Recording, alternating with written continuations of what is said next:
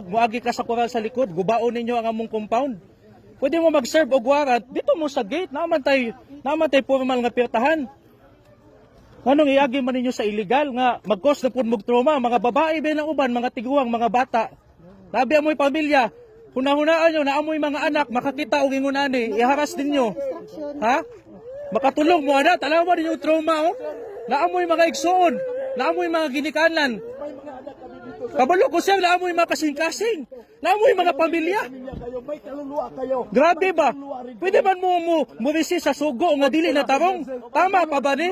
Mag-serve lang mo og warrant o pares para lang sa usa ka pastor? Pila ka libo ka batalyon yung dadon dire? Muagi pag yun mo sa koral sa likod?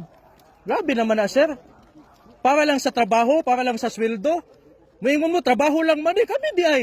Wala ba ni katungod? Nga mo fight sa among right na mo? Kabalo biya mo kayong pastor